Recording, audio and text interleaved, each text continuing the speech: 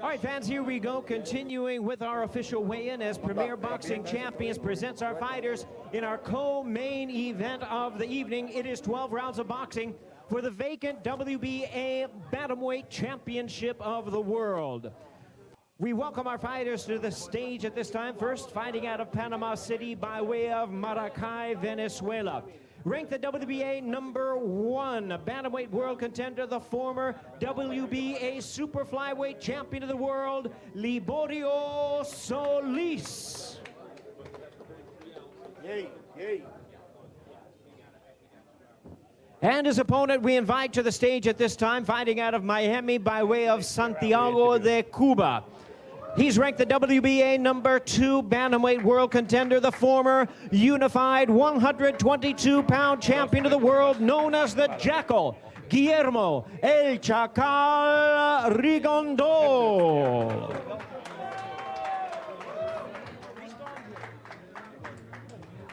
And we invite our fighters to the scale at this time. This vacant world title championship is Bantamweight, 118 pounds weight limit. With a record of 30 wins, 5 losses, 1 draw, he has 1 no decision with 14 wins coming by way of knockout. He'll be making his 6th world title appearance. Please welcome the former world champion, Liborio Solis.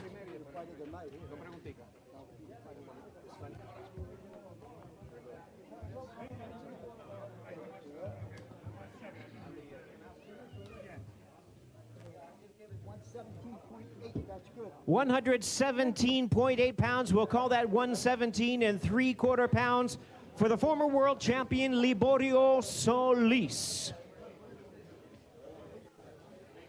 And now his opponent moving down in weight to challenge for the vacant title. Record 19-1, 1 no contest, 13 wins coming by way of knockout in his 11th world title appearance. Please welcome the popular former world champion, Guillermo El Chacal Rigondeaux.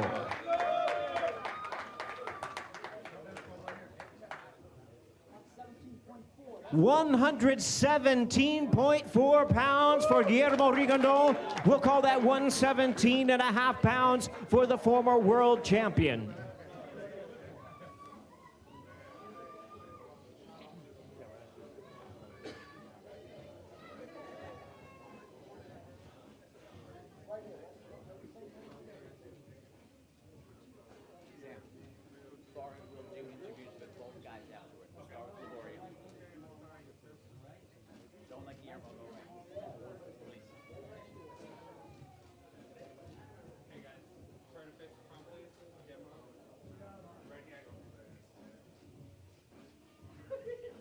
And there they are, ladies and gentlemen. It's the co-main event of the evening. 12 rounds of boxing for the vacant WBA Bantamweight Championship of the World.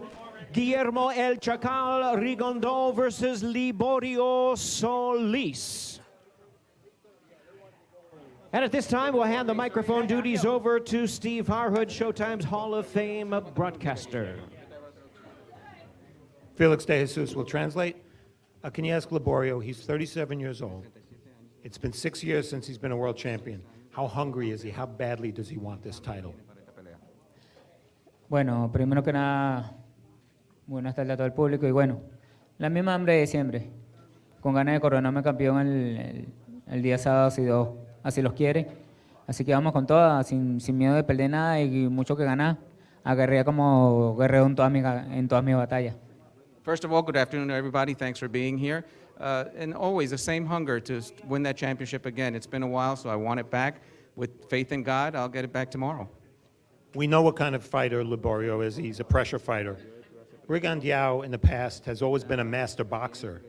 But his last fight, he stood and fought. What kind of fight is he expecting from Rigondeaux tomorrow night? Mira, la pelea que yo espero mañana es que él venga como quiera, que yo lo recibo como venga. Si él se quiere parar, que se para. Si se quiere caminar, que camine. Por tal, los guerreros son guerreros hasta la muerte y nosotros vamos a morir arriba del ring. Y él sabe que nosotros, ninguno de los dos, tenemos que perder esta oportunidad y tenemos que darlo todo por todo, tanto para ganar un título como para también ganar el público y ganar el espectáculo. First of all, I want to state that me as Guillermo, we're both warriors, so we're both going to give a great show out there.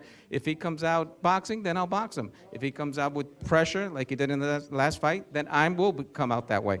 We're both wanting this fight. We know it's a great opportunity, and I'm going to show the best of me tomorrow. Good luck. Buena suerte. Thank you. Step in here. We'll talk to Guillermo Rigondeaux. Fighters who are 39 years old are not supposed to drop down in weight. It's very unusual. How does he feel at bantamweight? Bueno, buenas tardes a todos, gracias por venir. Bueno, primeramente, en realidad este es mi peso y el peso que siempre he peleado, lo que yo siempre he peleado en la 122, pero este real es mi peso. This is really my weight. First of all, I want to thank everybody for being here. Thanks for showing up. And this is my weight always, 118. I fought at 122, but I feel very comfortable at 118. Ronnie Shields, your trainer, says that at 39 years old, you have not lost any speed, any quickness. How is that possible? What is your secret?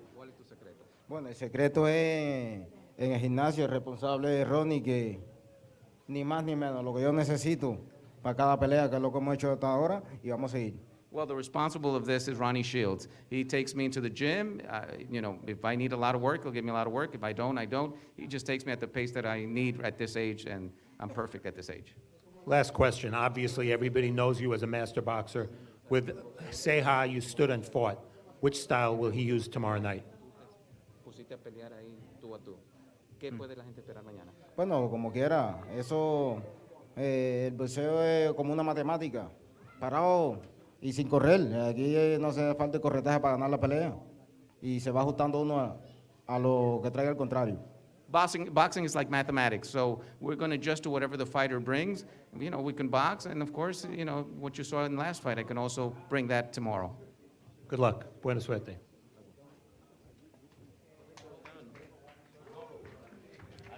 Ladies and gentlemen, from Allentown, Pennsylvania, Premier Boxing Champions presents the official weigh-in for the featured attraction of the evening, brought to you by TGB Promotions, King's Promotions, and Showtime, sponsored by MGM Resorts and Brooklyn Boxing. Our main What do y'all event of think the about evening this is fight? 12 rounds of Surprisingly, boxing for there's the a lot of people that say that WBC Tug can win Featherweight or may win. Championship of the world. Let's bring our fighters to the stage at this time. First, the challenger, fighting out of Los Angeles by way of Ulaanbaatar, Mongolia. He was the 2012 Olympic silver medalist. He is currently the undefeated WBC #1 ranked featherweight contender. Please welcome King Tustsogt Nyambayar.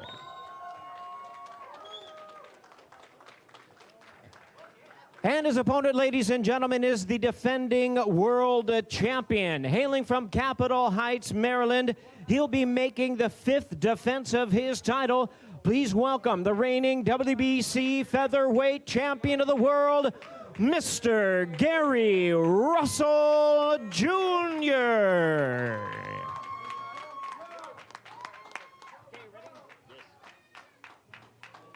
And we're going to bring our fighters to the scale at this time for the WBC Featherweight World Title bout. The weight limit is a very strict 126 pounds. First to the scale, the challenger. He is undefeated in his campaign with a record of 11 wins, no losses, and 9 of his wins coming by way of knockout. He'll be making his first attempt at a world title. Please welcome the challenger, King Tustsogt Nyambayar.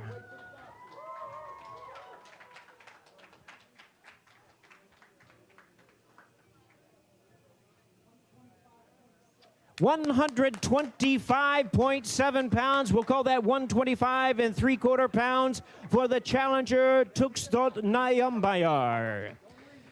And now we invite the defending world champion to the scale with a record of 31 wins, 1 loss. He has 18 wins coming by way of knockout. Here is the renowned, reigning and defending WBC featherweight champion of the world, Mr. Gary Russell Jr.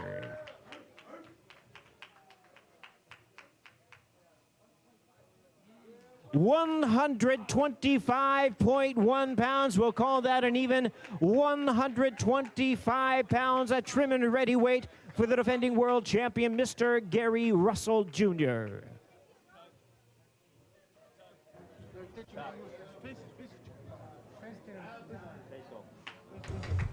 We got 3 fights to talk about on the docket today for the next hour. Then I'm going to watch the Matchroom The Zone card headlined by Kell, Brook DeLuca, Ava Wahlstrom, Terri Harper, Barry Galahad, and Claudio Marrero.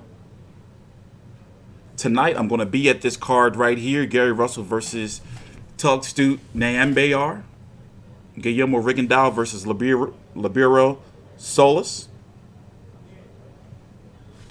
Interesting night. Allentown, PA. Allentown, PA. It's like literally in the middle of like kind of nowhere. Let's listen in to the these little post-weigh-in interviews. We're going to talk about the fight, talk about some Wilder Fury. I'm doing a stream every single day, as you've probably noticed, maybe 2 a day. Also, Wilder is having a media call Tuesday. We're going to be live streaming at 3 p.m. Eastern. Showtime. And his media calls are always lit because he starts giving death threats and shit. Preaching and giving death threats. Once again, Steve Barhood, Showtime Hall of Famer. Take it away, Steve. Tug, I see you're wrapped in the Mongolian flag. Everybody in Mongolia is going to be watching this. 3 million people, right? Oh, yeah. Does that add pressure? Do you feel pressure? No, I don't feel Why not? fresh. No, I'm just ready to fight. This fight's mine. Gary Russell has been very respectful about you, saying that you're a very accomplished fighter, silver medalist in the Olympics. What can we expect? Why are you going to beat him tomorrow night? No, this is just my fight. I'm here to win. We wish you luck. Yeah, it's gonna be a great fight against great champion. Good luck. Yeah, thank you. I wonder if Gary Russell getting some of that Mongolia money. Gary Russell Jr., always a pleasure. You have been respectful of Tug. And do you feel on paper, at least, that he might be the toughest opponent, toughest challenger you've had during your reign as WBC champion? My toughest challenge is myself. I never focus on my opponent. You know, my toughest challenge is preparing myself to the best of my ability. I think he's a good fighter. I think he's going to bring his physical best. He has everything. Was that history lesson accurate? I feel as though he needed a little more than that. What's going to be the difference? Speed, punching power, ring generalship, boxing IQ. All day in the paint. You have 2 of your younger brothers fighting on this card. It's always a family affair with your dad training you. Talk a little bit about what your long-range plans are that include your brothers. Because the Kameda brothers are the only 3 brothers, who have all held world titles. But the Russells might be right behind. We definitely might be right behind him. I believe that we can definitely make that happen, and I want to be able to be the set of brothers that help make history when it comes to that as well. And you'll be working the corners tomorrow, correct? Of course, of course. Do they pay you? They give you a little something? I don't need my brothers to pay me. I do it for free. I do it for fun. You know, it's something that I genuinely enjoy doing, and supporting my younger brothers is definitely what I want to do. You know, and hopefully he gonna get these W's to come tomorrow night. We wish you luck, Gary. Thank you.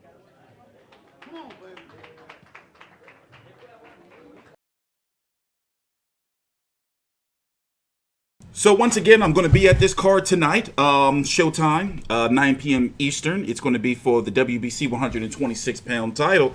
Gary Russell was saying that if he wins, that, you know, he can't get the fights that he wants at 126. So he's going to be moving directly up to 135 and skipping 130 pounds.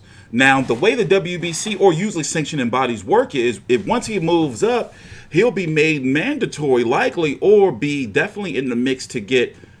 See, 135 is kind of log jammed right now with, you know, you have Teofimo Lopez, IBF, Guillermo Rigondeaux, WBA and WBO. No, wait a minute, hold on. Let's go look this up real quick so we can give you a better understanding. And, you know, I'm down with it because I'm like, yo, he ain't been getting no fights and people tired of that 1 fight a year shit. You know, and it's crazy because in an unfortunate turn of events, I guess you can call it, Tank Davis looked like he may not be fighting for some time. So that frees up Leo Santa Cruz. But the thing is, will Leo Santa Cruz fight another tomato can, for a lot of money? Or, will he fight Gary Russell, for not as much money as he would probably make if he fought Tank Davis? You see what I'm saying? Because Leo Santa Cruz versus Gary Russell, would you pay for that on pay-per-view? I would.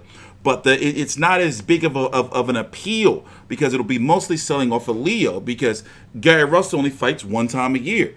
To where Tank Davis, he's got a nice little urban, following. But damn it, the fans deserve it, man. Come on. Leo Santa Cruz is a champion in 2 divisions. Him and Gary Russell been champions at 126 for 4 fucking years. Plus. And haven't fought each other. So, they got to figure that out.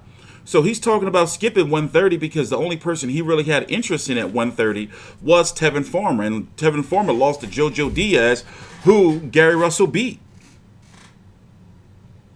You got Miguel Berchelt and Oscar Valdez who's supposed to be fighting. That date can be announced anytime now.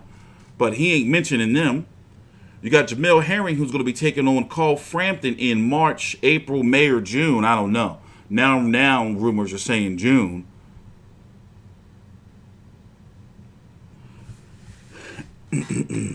So 135 is a little bit messy because if he goes up there, that is a division that's heavily dominated by fighters that's not in his stable.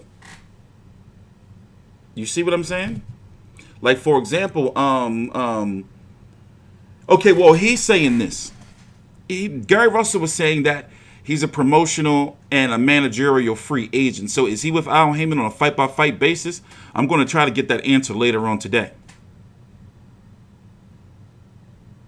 We seen him flirting with Eddie Hearn. And if he was to move to 135, the only way he's going to get a guy like a Devin Haney, is, or Vasil Lomachenko or Teofimo Lopez is if he go to the other side of the street. You have Javier Fortuna and Luke Campbell. That's going ahead. Likely on the zone. Devin Haney, he's even talking about moving up and dropping his 135-pound champion in recess, basically. 135 is weird with that WBC shit. The WBC fucks shit up with that franchise bullshit belt they introduced. And I never approved, and I like Lomachenko. This is not Lomachenko shade.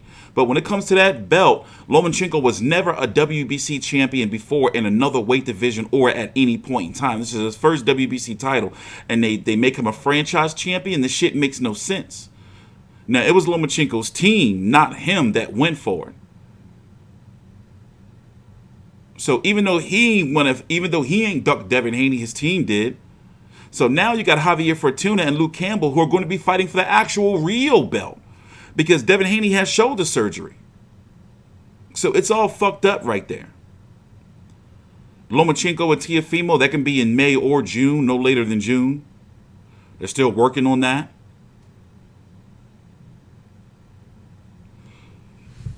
Also, you have Guillermo Rigondeaux on the card, fighting at 118 pounds. For a belt, I gotta update these rankings. Hold on, you know what? Let's use somebody else's rankings because I gotta update my shit. Let's see. Let's go to Fight News shit. I gotta update my shit, so my shit's a little off. Let's see what they got. They be spelling names and shit wrong on here though. So you have Solis and Rigondeaux fighting for a belt, a world title. That secondary title that doesn't exist. Donaire and Obali are going to fight. We're just waiting for that date. Joel Rio Casiomero is going to fight Joshua Greer Jr. I forgot what undercard they're going to put that on. And then you have Rigondeaux, who's fought and was champion multiple times and unified at 122. Now fighting at 118. Remember, he fought Lomachenko at 130. Lomachenko is now on 135. So he's moving down in weight. And as you can see, he weighed in at 117.4. 117.4 is what Guillermo Rigondeaux weighed in at. Well under 118 pound limit. That's right there is a story within itself. Also, did you know that he's 39 years old? Now, in Cuban years, he probably like 44. Some shit like that, right? Probably like 44. Remember the Julio Ceja fight? He was going life and death in there where he needed the knockout. He needed that knockout badly. So anyway, here's the card. I'm actually looking forward to getting there tonight. The ride wasn't as bad as I thought it was going to be. And it's like Allentown, so they got this small urban town feel to it. So everything kind of cheap out there, like parking and shit. Fucking Allentown. They had a White Castle though. I had some White Castle and I was not impressed. Greasy, soggy ass burger. It's not like it was when I was a child. Adults shouldn't be eating that shit. Anyway, you got all the Russell brothers fighting on the card. Well, two of them. Here's a little random trivia fact for you.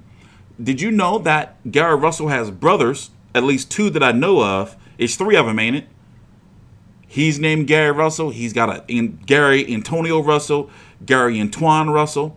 And then Gary Russell Jr. himself has two sons that are named Gary Russell. That's a lot of Garys. And then the pop is Gary Russell Sr. So what's that? That's like 6 Garys right there. It's crazy. It's like 6 Garys. Jamonte Clark is on the card. Remember, he got knocked out of the ring by Jason Rosario, but he got back in. So, you know, this is a Showtime card, and unfortunately, Showtime ain't been giving us nothing. Like, it's almost like Showtime get the PBC droppings, right? Like, what the fuck? What's been going on with them? Like, we've been getting showbox after showbox after showbox card. Well, anyway. We're going to talk about the wilder shit at the end of the video because we only here for an hour, which is actually about another 40 minutes or so. So I'm tired of talking about that card. Let's go to this one right here. This card is actually starting in an hour and a half, 2 p.m. Eastern on The Zone and Sky Sports over in the UK. I think you guys are probably getting prelims right now. But here's the weigh-in from yesterday. Also, after we finish these weigh-ins, recap these. Billy Joe Saunders on the pre-show before the card talked about what's going on with him and Canelo. So we're going to play that next. But yeah, this card is starting. You know, this is a day like if you in the crib and you ain't doing shit. You know, you're going to be like, all right, these are some all right fights. Not great fights. This is like, all right, these are some all right fights. You know. So you have Ava Wahlstrom versus Terri Harper for the WBC 130-pound and IBO 130-pound women's title. The winner will likely be, get Katie Taylor sometime in the future. Katie Taylor and Amanda Serrano is going to get announced anytime in the next couple of months. That's like done. They're fighting next. Then you have Barry Galahad fighting for the IBF. Hold on, let me go. Barry Galahad's fighting for the IBF 126-pound eliminator against Claudio Marrero. Here's the 126-pound division. This is a significant fight because you have Shakur Stevenson who's taking on Miguel Mariaga in the middle of March. Josh Warrington's got a fight coming up, and then these two are supposed to fight sometime in the summer, like July or August.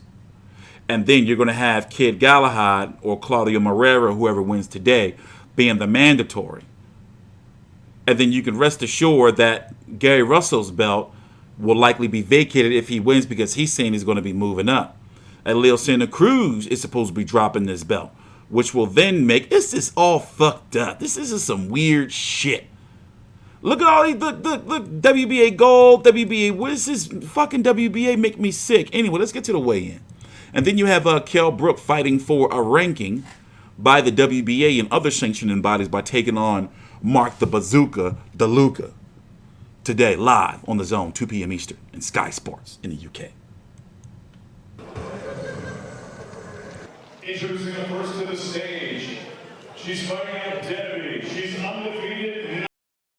So this is the weigh-in. We're not going to watch all of it. We're going to skim through it. This is the weigh-in for the card that's coming up right now in about an hour and a half on The Zone. These are the main 3 fights.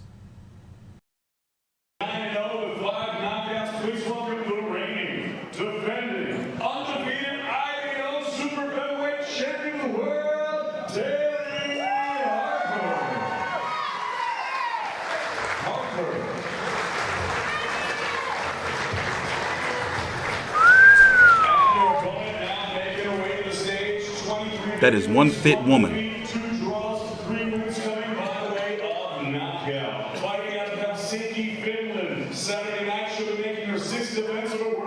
Look at that IBO title. I love me some IBO title. Don't she look like she practiced witchcraft? Got some weak ass spells to cast.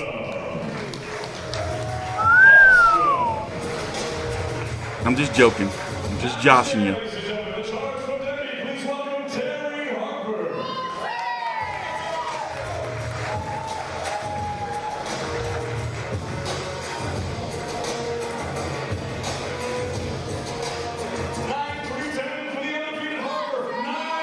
Oh, don't let her fool you. She got some hands. She got some motherfucking hands. Don't let her fool you. She got punched in the stomach by Dave Allen. 25 fight, 39-year-old veteran Eva Wahlstrom, professional as ever. 937 for the reigning WBC. Bang on.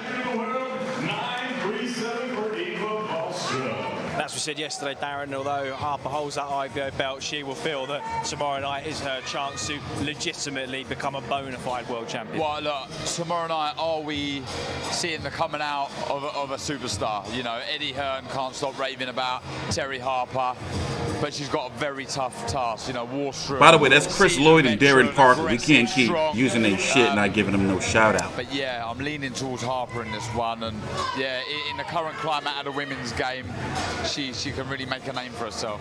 Well, there's so many examples over the years of the crossover stage of old versus young, and can fighters beat Father Time? Eva Wahlstrom's time may be up tomorrow night when you're up against someone as skillful, as hungry as Terri Harper. Featherweight Championships of the World. Super featherweight title attraction Saturday night in the co-feature at the Fly TSA Arena. All brought to you courtesy of Mr. Eddie Hearn of Mass. Oh, my bad. This is actually the co-main event over Barry Galahad's fight. That's crazy, right?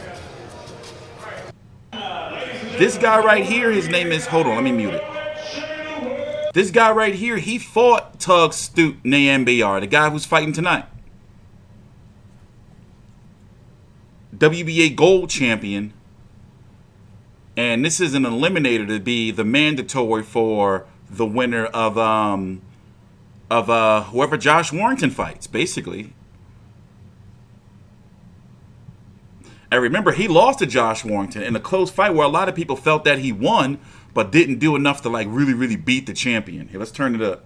Barry. By the way, Barry looks sinister without no facial hair or any like when he's bald. He should always keep some facial hair for real.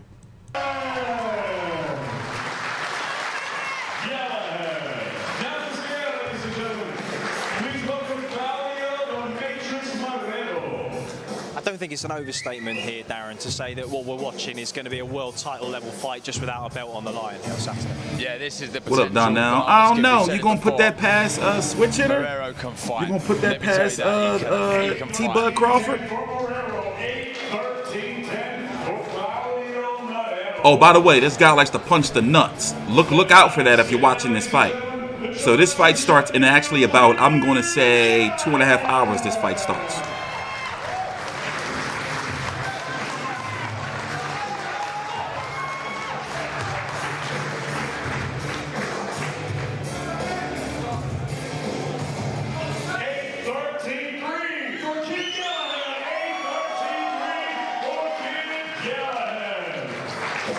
An IBF eliminator.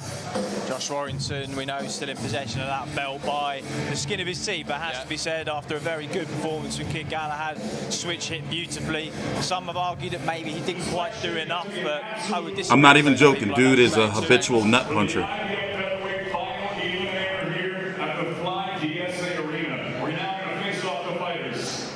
I'm a huge Josh Warrington fan. I think either of these two would be a worthy opponent for him, either Galahad in the rematch or Marrero if he were to be victorious on Saturday. This is a great fight. Brilliant fight. I'm going to try to cover these fights and then leave immediately out to get to Allentown. So I'm going to try to cover this card. But he's assured me that he's done, you know, and then get out. But yeah, what a get fight. on the road.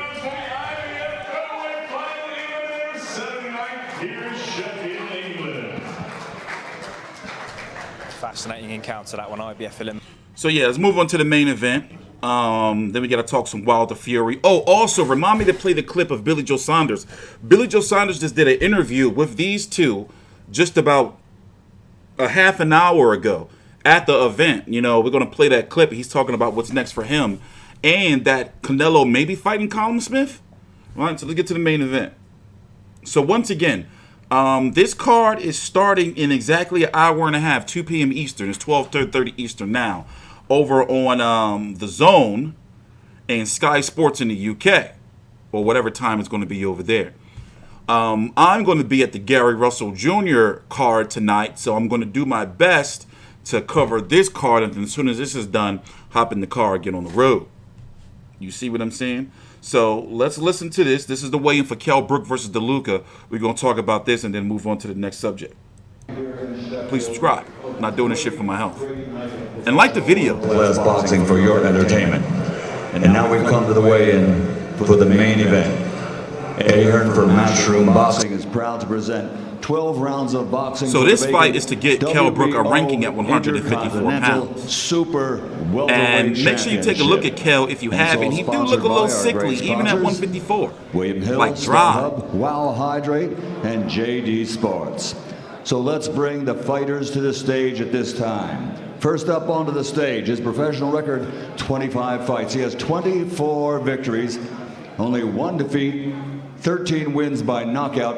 That one loss was a split decision that he later avenged with a victory.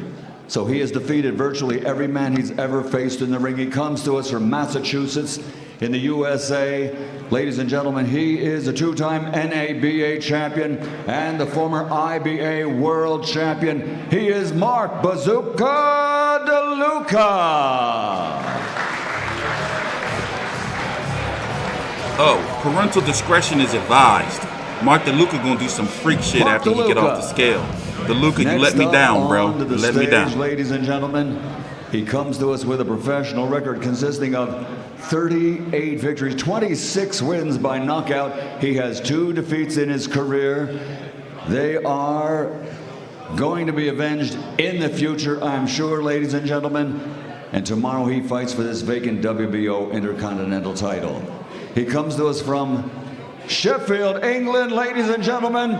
He's the special one, the former welterweight champion of the world, Kell, Special K. Brown. Hide your family, hide your kids.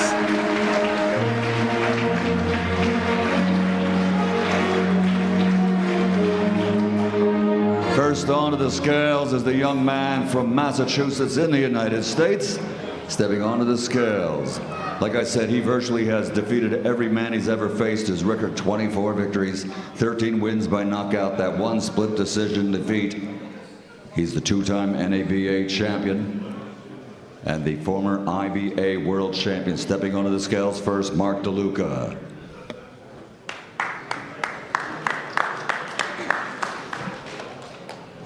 Brace yourselves. It's gonna get dark real quick.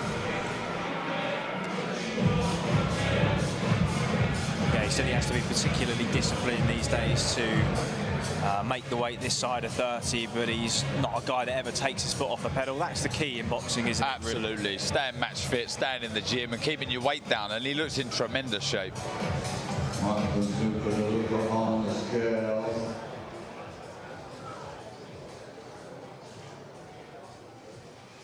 In pounds is 152.1.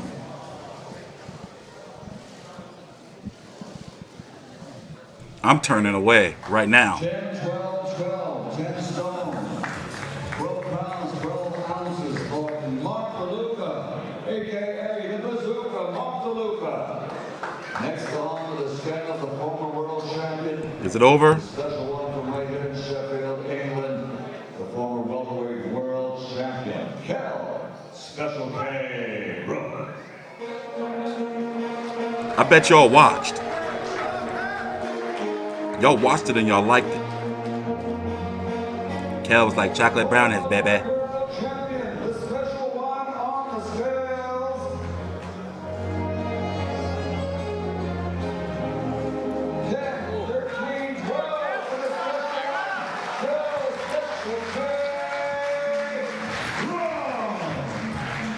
remember, Darren, actually meeting you. You probably won't remember this at the Brook DeLuca weigh-in when we were with John Dennon. I was holding a camera at that point. That's as good as Kell Brook's looked, I think, since then, I would argue. I would say so. Y'all liked it. Shut up. I warned you. Y'all watched it. Y'all wanted to watch it. Nasty assholes. I knew y'all was going to watch. Y'all was like, ooh, let me see. Face Errol Spence. No doubt that I like Kell Brook. He just got some dark ass secrets, I think man. the time off is probably large part just to let the body rest and heal. Absolutely. He does look in great shape, though. You're right, it really does. And he seems to believe he's a renewed fighter, Darren, with renewed strength of mind and character and body as well. Often we do hear that with fighters after 30, trying to sometimes convince themselves they've still got it. I just don't want to see him bring up Amir Khan no more. I hope in the post-fight interview, if he beats Mark the Bazooka DeLuca, that he doesn't say, you know, Amir Khan, way out, you're running scared, baby. I don't want to hear Amir Khan's name. Amir Khan is done to me. In my opinion, he quit against Terrence Crawford. I think he quit. And then he went and beat up on poor old little Billy Dead. Like, dang, you don't get no stripes. In Saudi Arabia, before Saudi Arabia was a hot spot. You know what I'm saying? But anyway, moving on. This fight is supposed to be for Kell Brook to get a ranking at 154 pounds. The thing is, who is Kell Brook going to fight? Let's say, for example, if he beats Mark the Bazooka DeLuca, who is he going to fight? Well, he could fight a winner of a Jeff Horn versus Tim Tszyu. That's happening very soon. Would you be down with a Kell Brook versus a Jeff Horn? I'd be down with that. Or, you know, you got a Liam Smith. They're both under the same stable now. They can do that. But you know how both of them fighters are. They're going to say, well, you know, let's make it for a championship, make it big. Or at least a promoter's going to run that past him. Maybe, you know, he can get an Iris Lindy Lara. But how? You know, there's still like that big political shit right there with the Zone and PBC fighters, unless they like really, really have to work together. So it looks like to me that, you know, for him to get a championship, yeah, but, you know, he should stay far away from 147. Stay away from 147. Remember his last fight against, here, let me pull him up. Where you at, Kell Brook? You still ranked by the WBC. Remember his last fight over a year ago, 14 months ago, correct? Is when he fought Michael Zarafa? Correct. In December of 2018, he fought none in 2019. He weighed in at 150 pounds. He did that to show that he can still make 147 and stay close to it. And guess what? He looked like shit. He looked like shit. So now he weighs in at damn near 154, 153 in the 3 quarters. Let's see how he looks.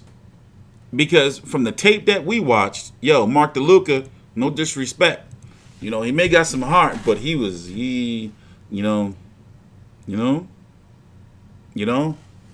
looking good. Lubin and the IBF Lubin has to fight Sergio Garcia for the WBC interim, it's looking like. Jason Rosario and Julian J. Rock Williams is looking like that immediate rematch is going to happen. Or Rosario has to fight Bakhram Murtazaliev. So expect for Murtazaliev to have a say and maybe get some step-aside money. 154 is fucked. See, they ain't fight each other when they should have. Now, look, shit is all fucked up. Pacta Teixeira and Brian Castaño is going to fight. WBO ordered it. Looks like a deal is in place for them to fight. And Castaño is a PBC fighter. We don't know what Lara's going to do. Tony Harrison, we don't know if he's got his payday. Is he going to take a layoff? I say, you know, give me Jarrett Hurd and Tony Harrison. That shit makes sense, right? And I'm just talking about on that PBC side. You know, and for Kell Brook, if you don't get a title shot, then don't fuck around. Go ahead, fight Liam Smith if Liam Smith wants it. You know? Big fights. And also, Kell Brook is talking about retiring in 4 fights. 4 fights. I don't know if it's 4 fights after this one, 3 more fights, or just 4 fights after this one. I don't know. Let me get to this clip, though. Oh, my man. talking his shit. My man Billy Joe. My bad. WBC, I don't want to see no more franchise shit. And Wilder already said he wasn't going to take the franchise shit, so I don't want to see him renege. Like, I want to see him, you know. But the good thing, if you don't know, and we're going to talk about Wilder Fury before we end the video, and we got to watch those TV spots. So basically, 126 million, you know, combined have watched those ads. Or potentially watch those ads because the commercials were on, but you don't know what fucking people were doing when the commercials was on. And also, how does that shit turn into pay-per-view buys? How does it turn into pay-per-view buys? But let's go over here. Let's start this from the beginning. Because he gave some valuable information, and it's looking like we're not going to see Canelo versus Billy Joe Saunders next, but Canelo versus a Callum Smith. It's a damn shame. And it's looking like we may get hold up. Did this shit freeze up on me? No, it didn't. Good. My bad. I got too much shit open. Hold on. 300,000 max? I don't know. It's going to do more than that. I'm close to thinking it's going to be somewhere around like 500. I'm starting to think that. Why are you fucking up? What's going on over here? Why are you fucking up?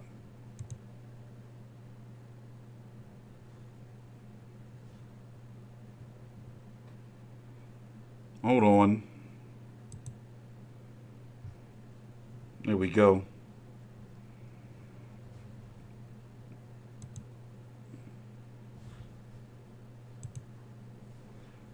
On 32, 33, and you know, who knows? Maybe I will get involved fully in that side of things. But you have to sort of be in it to learn this game. But you know, 1 or 2 is plenty for me. But I'm really happy with him. But he's actually fighting a kid tonight. He's had 2. He's had 4, 1, 2, and lost 2. But the 2 he's lost 2. I've been to kids who's, you know, what happened to your super chat alert, bro? Thanks, Alexander Wilson. Maybe it's going to pop up late and try to scare the shit out of me. How important it is for a young fighter coming through for their exposure to have a name like yourself attached to them. And you mentioned there Dillian White with some of the boys, Richard Riakporhe, John Harding. And this is just about 45 minutes ago. Is also you just having one eye on the future for your life after boxing as well? Listen, without boxing, I would have been in a lot of trouble growing up. You know, I think that boxing's kept my feet on the ground, you know, my head out of trouble completely. Probably be in prison, really, if it wasn't for boxing. So I owe boxing a lot. So, you know, I'm 30 now. I plan to go to I'm 32, 33, and you know, who knows? Maybe I will get involved fully in that side of things. But you have to sort of be in it to learn this game in that side of things. And I'm seeing little things now as a manager that it can get a bit stressful because I'm on my management all the time. Right, what's the date? What's this? What's that? And these kids are on me the same. So I'm on to Eddie and Frank. What about training? Would it only be management? Would you train fighters? Darren, do you know what? I got 3 sons. If I was going to train someone, I like to spend a bit of time around them to learn them something. But I think the training side of things is not something I'll really be into. Maybe, I don't know, but I like the management side of things. It's You've got a lot to offer, isn't it, whether it's training or management. I must say it, and I'm not just saying it because you're here. You're one of the best that I've ever got in the ring with. Do you remember we sparred? I remember you beat me up, Darren. Nah, he's joking. He's managing 2 fighters right now and talking about like if you know, like if he could do it full time. Wow. But I got out of the ring and I thought I had black eyes everywhere. I thought, what's he talking about here? But no, I do remember, mate. I remember. I'll never forget that spar. I came to that gym thinking, you know, I really want to impress not anybody else, but I wanted to impress Darren because I looked like he was British champion, and I was thinking, I really wanted to impress him. So I bought extra, really. Yeah. I'll give everything I had, but he had a lot of. Right now, listening to this, I think that Canelo's going to be fighting Callum Smith next, or John Ryder. Because it's just a pool of fighters. Yeah, there is. Yeah. You know, I don't know, something like Derby or something. No disrespect to Derby, but you're not churning out fighters left, right, and centre. So we're lucky, you know, that quality sparring all the time. And it's all worked out because you've reached the heights, but obviously. We see even bigger things on the horizon for you and potentially career-defining fights for you. We asked our audience yesterday who they wanted to see you fight next. This is the poll here.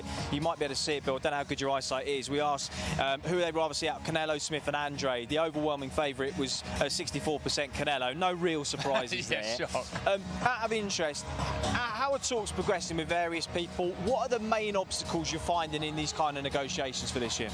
Do you know what? I think that in these situations, obviously, Canelo is the main man. He's the man that calls the shots, him and his team. I know that. But you know, as being a world champion, I broke my back. A little bit of respect of saying, right, well, What do you mean by that? Your back is broken. What, a vertebrae or what portion? Spinal. Count Drago has just donated $2. I'll never forget how he ate poor Rivanda's ear. Shame. Excited for February 22nd. Hoping it can pull over 800K.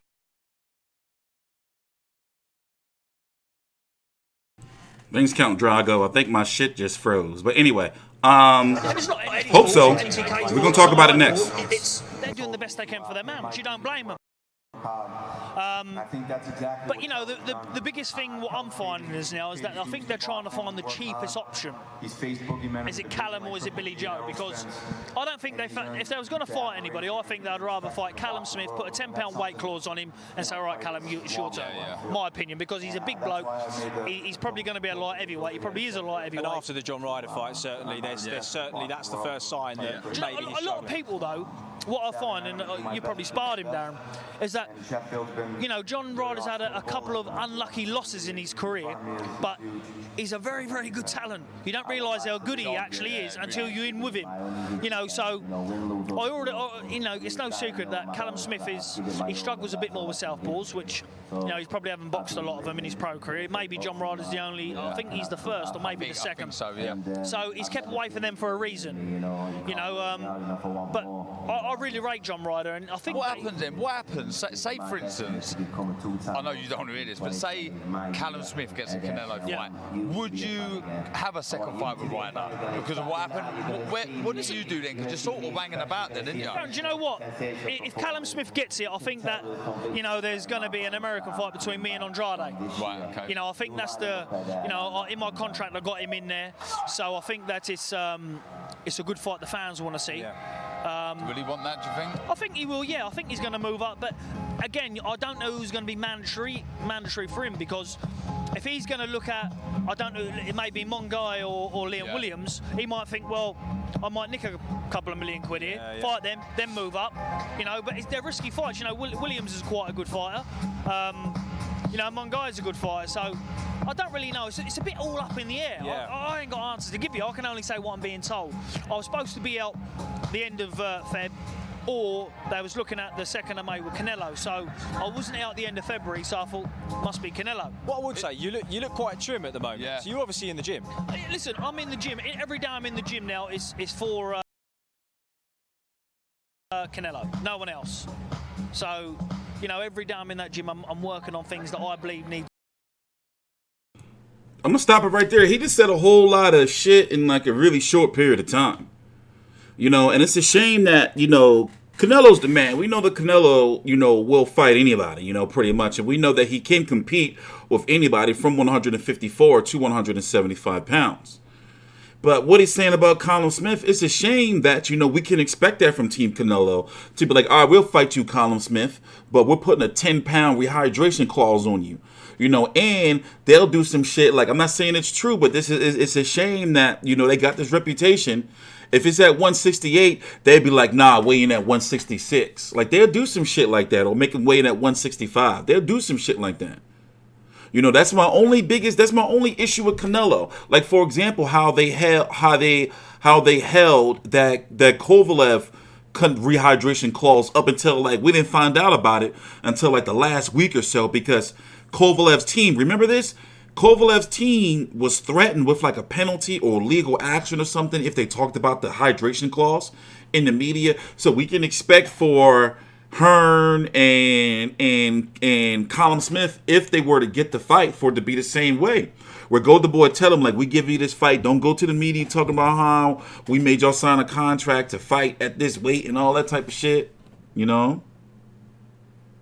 So he's, but I mean, I'm cool with Canelo versus Colin Smith. I would prefer Canelo versus Billy Joe Saunders, but I get it. And where will they do the fight? Will they do it over here? Will they do it in the UK? If Canelo fights either of these fighters in the UK, it'll be massive. Now remember, he was already exploring the option of fighting Ryoto Murata, WBA world champion at 160 pounds, over in Japan. Huge money. Canelo is guaranteed money here in the States, but there's no real upside because it's not pay-per-view. Even though he's guaranteed a shitload of money, it's not like, he can get extra money. It's not like he can get extra money, because it's pay-per-view. I mean, it's not pay-per-view. But if you go over to somewhere like Japan, you can get extra money from the TV rights and all type of shit like this. So, for example, this is not the exact numbers, but when Floyd Mayweather fought during his Showtime contract on pay-per-view, pre-Conor McGregor, he was always guaranteed something like $32 million or something like that. But if the pay-per-views hit 1 million pay-per-view buys, then he would get more on top of that.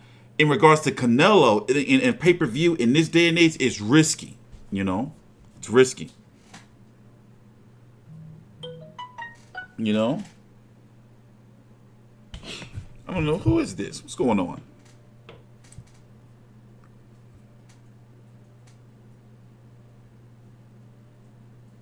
Yeah, sure. Move. Don't come over here, bro. Don't come over here, bro.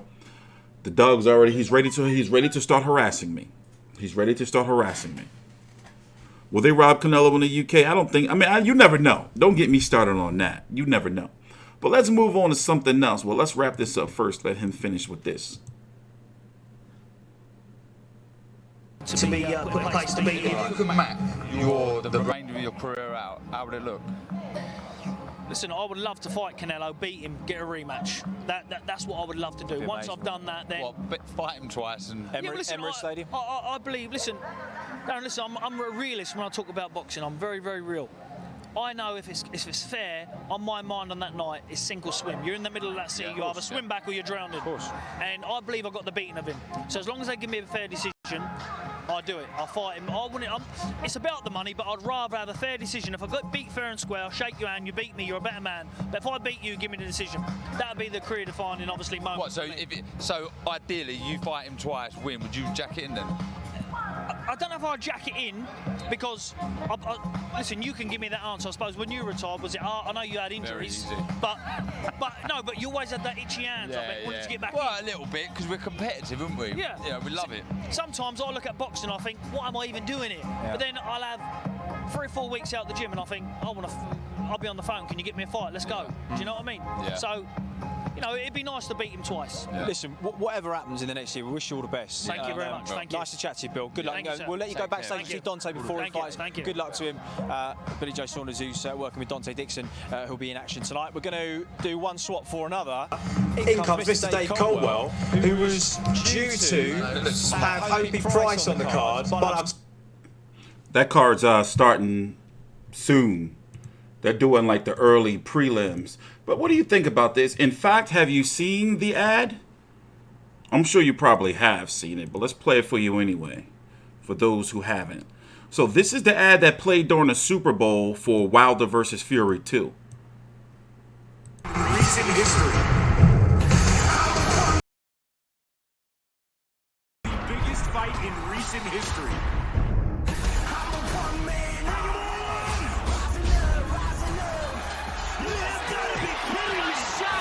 Wilder Fury 2, February 22nd. Buy it on pay-per-view or the Fox Sports app. The biggest fight in recent history.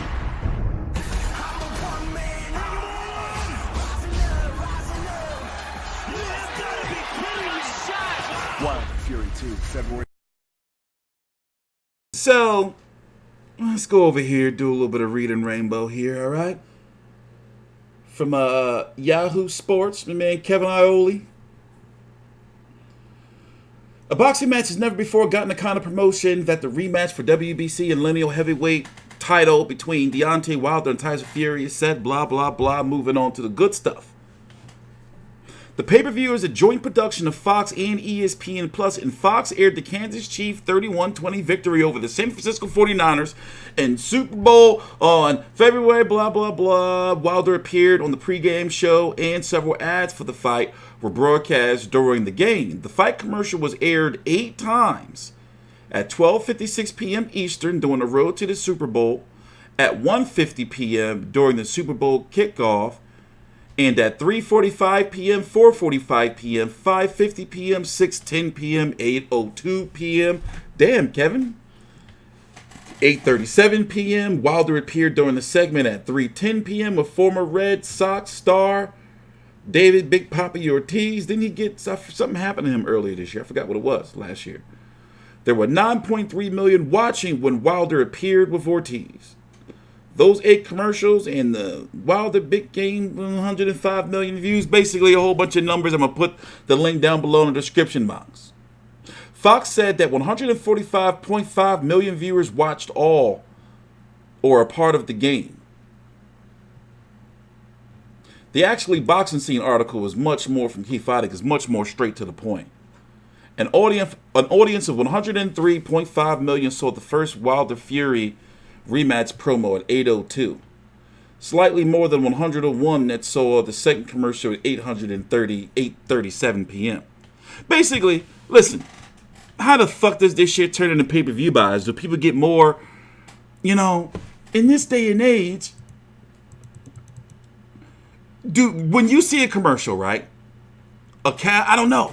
When you see like a UFC commercial and you don't watch UFC, do you be like, oh, I'm going to watch this shit now?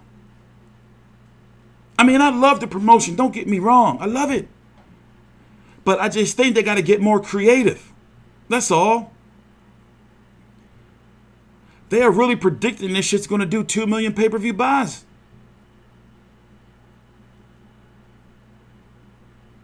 I mean, don't get me wrong. I watched the Super Bowl ads for the movie trailers, but I'm not sitting there like, ooh, yeah. People usually having Super Bowl parties and doing other shit. Like getting more chips and dip or fucking shrimp cocktail. You know?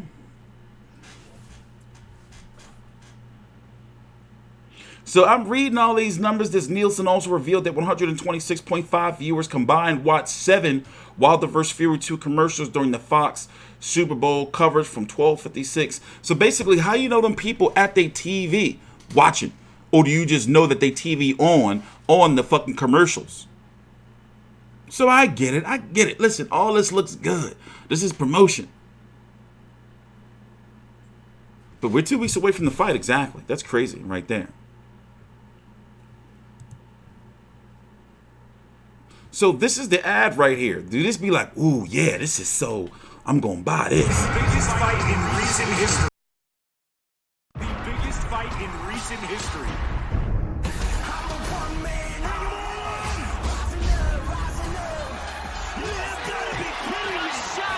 Wilder Fury 2, February 22nd. Buy it on pay-per-view or the Fox Sports app.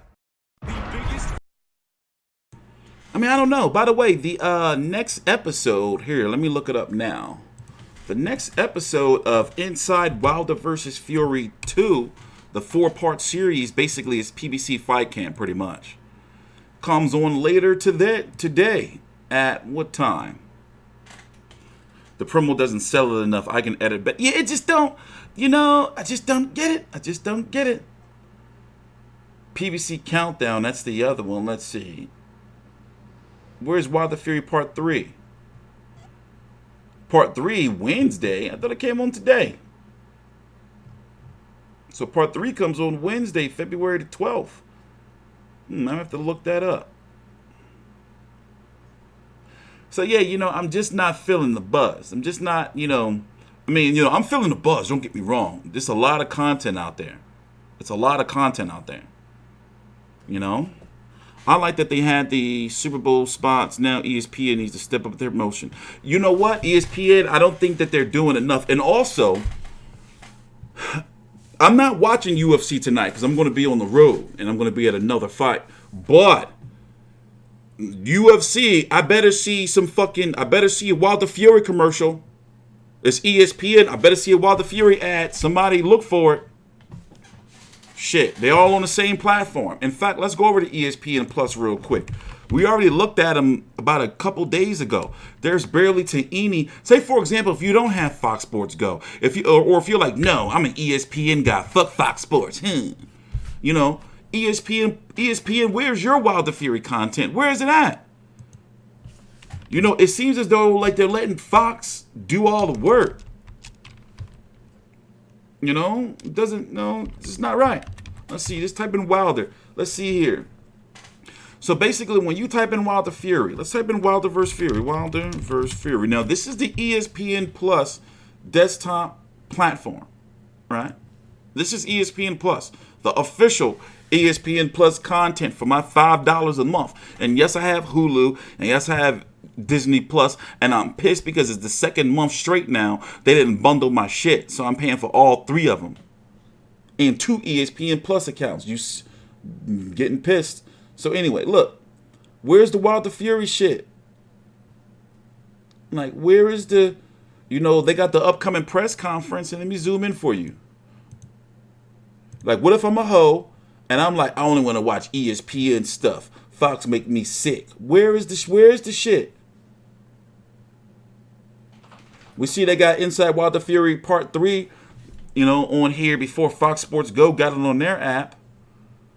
And look, well, where is it? It's nothing here. Where's all that? Where's the shit from Andre Ward? Where's the shit from Max Kellerman here? Let's go type in Max Kellerman. Where you at? What's it, Max? Where you at? On. Where you at, Max, on boxing? Where's your Wilder Fury shit? Nowhere to be found. But y'all got all this shit. Here, let's go. What's Andre Ward? Andre Ward. What's your thing, Andre Ward? Where's your stuff? Huh? Nothing, Andre Ward. Look, okay. The fights we want to see in 2020. What's this? And when was this recorded?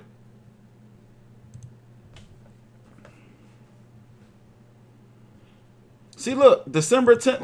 Look. Where's the content? Now, don't get me wrong. Top Rank, they're keeping up. You know, I don't know who's in charge of their YouTube page, but they're doing a lot better than they were a couple of years ago on their YouTube page.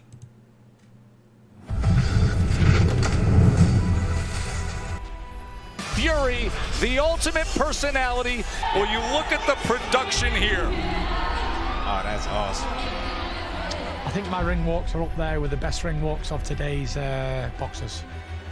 Before you ask, it's a secret. Because if I told you, then it wouldn't be a surprise, would it? I'm like one of the fans enjoying the ring walk and enjoying the show. And it just happens to be that I'm the star attraction of the show. Fury, the ultimate personality. I've got a massive plan planned out. You gotta love it. You know who else is holding it down with the content that you can watch all over the world globally? BT Sport. They have some nice content over here and they're pumping it out. So, for example, this Wilder versus Fury 2 debate with John Fury, David Haye, Bunts, who else? Paulie Malignaggi. That's something to look forward to. They even gave him the crazy eyes. Here's the preview. I'm going to be watching this. So this is going to be, this is his father. His father can't come to the States because, you know, he used to be a goon back in the day. Tyson Fury Pop. So all them statistics in one pot, what do you come out with? Putting their work in the streets. When he's pressured and he's in a hard time, he'll crack at the seams, and once he cracks, the crack will spread from here to Manchester and back, and it's over. I don't reckon Wilder. Do you want to bet then? No, I'll bet you £50,000. I don't like to bet. I'll bet you 50 grand, 100 grand. I'm a man of my word. Yo, he just an old Tyson Fury. He just an old Tyson Fury. He was booked for a while. He just got out of jail like, what was it, like 2-3 years ago? Maybe a little longer. See, look, it's crazy. What do you come out with? A man, when he's pressured and he's in a hard time, he'll crack at the seams, and once he cracks, the crack will spread from here to Manchester and back, and it's over. I don't reckon Wilder. Do you want to bet then? I'll bet you £50,000. I don't like to bet. I'll bet you 50 grand, 100 grand. I'm a man of my word. About betting. It's about my opinion. My opinion opinion's is good, yeah. Wilder won't crack. Well, He's not a cracking type of guy. We can see that. But No. it's It's about. all good. It's about. You tell I've me. never seen anything in the ring when he's fought. I've never seen anything personality-wise. I've never seen anything inspiring that suggests he's cracked under pressure. Listen, Until I see a man crack, he's I not give fought everyone the nobody. benefit of the doubt. He hasn't fought anybody. Put him under pressure. Tyson Fury proved he didn't crack last time out. You know, Tyson, let me tell you, you know Lennox Lewis, Mike Tyson, Evander Holyfield, Riddick Bowe, they'd have done my son a year ago in 2 rounds. You know what I'm saying? I'm saying it because he shouldn't have been in there. His body, you could put your finger in it, that fight was like a lot of tissue, all little saggy skin, like a blowed up balloon. I was in better shape. Because he'd lost all that weight and he'd lost 10 stone. Weight, yeah, he was as weak as a kitten, but his self-belief, he said, my self-belief and my determination enough to beat him. He said, because I know he ain't got it. But listen, I'll be the first one to come and say, David, I'm wrong. Steve, I'm wrong. Paul, I'm wrong. John, I'm wrong. But I know this time what my son's capable of doing. Using.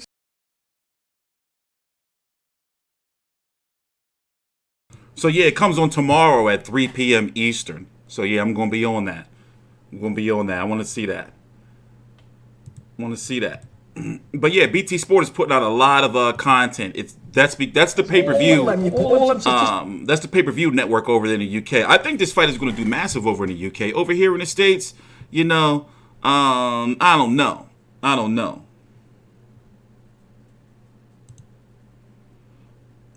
I'm thinking. I mean, I'm hoping they can do, at least 500,000. Right now, I'm thinking 6. We don't usually see this type of promotion. Not like this. It's a lot of it. I'm a provider. I'm a protector. And I love the human race. You know what I'm saying? I love all people. Gutteries. What's that? It's like a chicken finger spot. Okay. And you get delicious chicken fingers and garlic bread and that famous dipping sauce. I like chicken fingers. So listen, we're going to get up out of here. I'm going to be here tomorrow. We're doing a stream every single day until and after Wilder 2. I don't do no Cash App, dog. I got no motherfucking Cash App. T-Street don't got no thoughts. But all right, I'm getting up out of here. You can hit up that PayPal or that Patreon. I don't have Patreon. All right, I'm getting up out of here. I'm going to be, there may be a live stream tonight. I don't know. So I got to get on the road. I'm going to be at the Gary Russell card.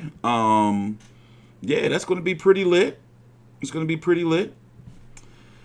And tomorrow we're going to be back with a stream. So expect for my videos tonight to be, stuff from the fight. Interviews and little shit like that. I may, depending on if time permits, I may cover the Kell Brook fight. So I'm going to try my best to cover at least the kid Galahad, Claudio Marrero, and the Terri Harper, Ava Wahlstrom fight. And then if I can't get the Kell Brook, I'll just cover that tomorrow with the fights from tonight as well. So I'm T-Street Controversy with FightView360.com. We cover every single major fight live. Please subscribe. Your grill and try to get in your face. I do think he's bipolar, which is okay. We all have something about us, even me, I come from Deontay Wilder to the bronze bomber when it's time to get